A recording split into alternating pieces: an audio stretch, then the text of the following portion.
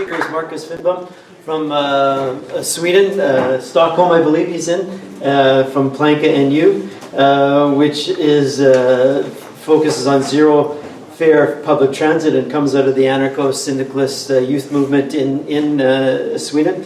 They're well known, especially for their Fair Dodge campaign, which I'm sure Marcus will speak to. Yeah, thank you a lot for being here. I'm from Planka. This is our logo, person skipping over the fare, the barriers. Pretty. I got a really good welcome and warm welcome here in Canada. When I passed the customs check, I was no, well, a bit ironically, but actually I was asked not once, not two, but three times what my purpose here in Canada was. And when saying that I'm going to participate in a congress about public transports, the customs guy leaned forward and said with a serious voice, "No, you have to build roads." And so then from the TV I understood that it's a really big question here, the congestion problems and so forth. So, but this is another way of tackling the problem. The best way of handling congestion is by not building roads, actually. But anyway, the Planka campaign started in 2001, and it is more or less as a result of discussions that came from the globalization movement, the post-top summit summer of 2001. And it was a way of focusing on social issues. The idea was taken from the Italian autonomous movement of the 70s, where the concept of self-reduction was used a lot and applied on both public transports and on electricity, where you set a rate yourselves collectively. So our main focus is an insurance fund. It's called p-kassan in Swedish, where you become a member, and if you get caught, we all share on the burden of the fines. And to get a little grasp of the situation, the monthly fee is about 130 Canadian dollars. If you get caught, each time you have to pay 200 Canadian dollars. So the fines are really, really high. So if you get caught, it's a big problem. And the monthly fee of being a member of p-kassan is $13. So yeah, that's it. And it's also important to say that the fare dodging in Stockholm didn't start with Planka in 2001. It's been a practice going on all the time. It's lots and lots of people that they cannot afford these really high prices, so they have to take the public transports. They live. Most poor people live far out in the suburbs, and they have to take the suburbs to get to their jobs or get to the city center and so forth. And these barriers close people out. So one of the things we do is inform people how to skip the barriers. So I'm going to show you a little movie. Jag växlade min takt och bagendition och stark.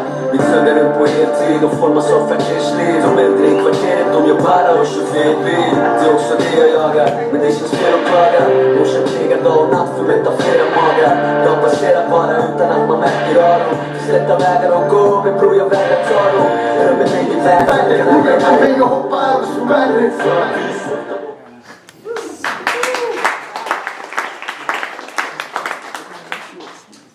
Yeah, that's one of the things, sort of informing, and also a way of getting awareness and publicity and discussion going on. Another way of doing that is doing mass actions of fare dodging. This is gathering a demonstration and together jumping over the barriers, being so many that they cannot be stopped, and also gets lots of publicity yeah. That's one way of doing it.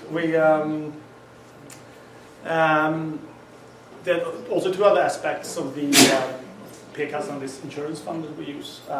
One of them is it gets. Thank you. It gets. There are two other aspects of the insurance fund that I think is quite important as well. Number one is gets a financial infrastructure. I think that explains the longevity of the project going on now for 13, almost 14 years. It gets sort of a stability, and you can get lots of stuff done. They've tried to sort of crack it financially by having more and more controls during 2 different periods, but so far it's been going like really well. And yeah, we've been paying all of it. As I mentioned earlier, also not all fare dodgers are members of the insurance fund. So most people aren't at all, but this fund sort of makes it this conflict visible. There's a conflict lying there all the time, you know, that mostly it's not visible. People don't speak about it. It's not a big thing politically, but by organizing it, by talking about it publicly, by organizing actions in the metro, it becomes an important question, and you have to sort of debate when fare rises hinders people and to the right of transports.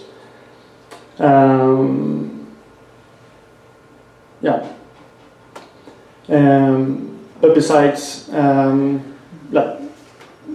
talking about only free riding, we also do some actions connected to the public transports. This is from we organized an inspection at City Hall when there was the local parliament had a meeting. It was an inspection of nuclear arms, because they were going to decide that a company called Serco Group, who were going to get the transports of the boats, it's being like privatized, and there was a private company going to do that part of the public transports. And one of their other things they do is transporting nuclear arms. So that's why we did this sort of inspection. And also they've been banned from Great Britain, or at least Britain, England, I mean, because they were also transporting prisoners between prisoners, but they scammed the system, and they got caught when they said they did transports of prisoners that were already dead. So they're not allowed in England, but they were going to do the buses in Stockholm. So that was part of the protest as well. This is an action or demonstration in solidarity with our sister organization, MPL, Movimento Passe Livre in Brazil. And I don't know if you heard about it when the FIFA World Cup just drained money from the public sector of Brazil, and they raised the fares of the public transports. So there were like huge demonstration and clashes in the streets. So this was the same day in Stockholm as they had mass actions and demonstration in all over Brazil. So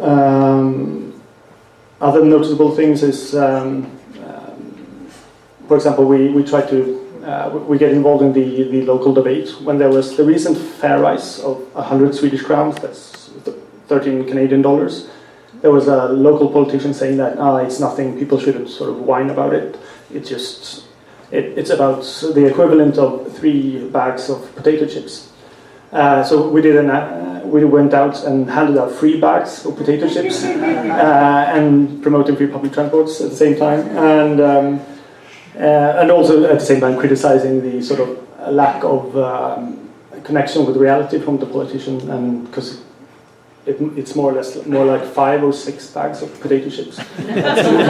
So and also the politicians in the region get free public transport rights. You don't have to pay for it. So that's an important thing as well. But we don't only do actions. We do lots of traditional campaign work, traditional NGO work. We write articles, we write debate stuff, we write reports, and our latest report is named The Traffic Hierarchy, and it also ended up being a book. And it's about if you look upon the transport sector, there's a hierarchy where the car and airplanes is at the top, and pedestrians and bicyclists at the bottom. When it comes to access to space in the city, when it comes access to resources and so forth.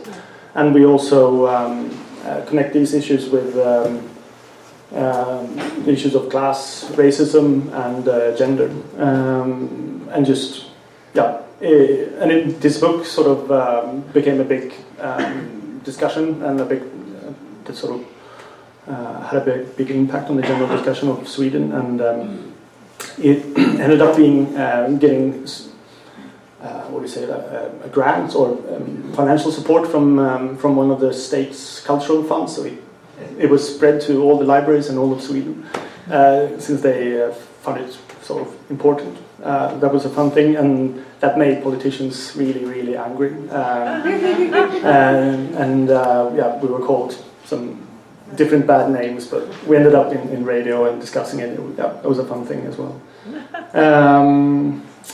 But and these standing in both sort of more respectable and non-respectable areas of politics, I think is really an important lesson. I think because it gives lots of what's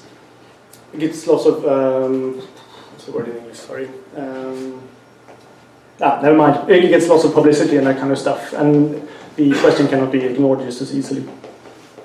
I think Ellen talked a lot, really good about many of the different reasons for public transports, and I can talk numbers and cost-benefit analysis and that kind of stuff, but that's not really fun or important. There are some really good examples in Sweden as well of cities who actually saved money on introducing free public transports. But another aspect is the question of, it comes to free public transport, is the social dimensions that are easily overlooked.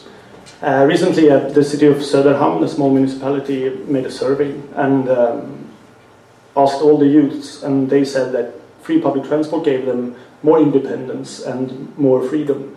Their mothers said that it became less stressful because they don't have to take the children by car all over.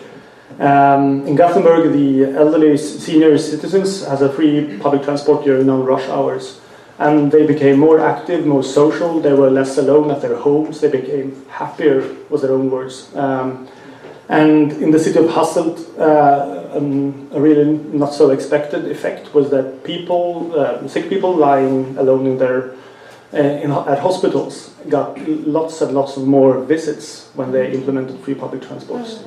And these sort of social effects is really important to look upon as well, because they ask us, what kind of society do we really want, and how do we facilitate this kind of society?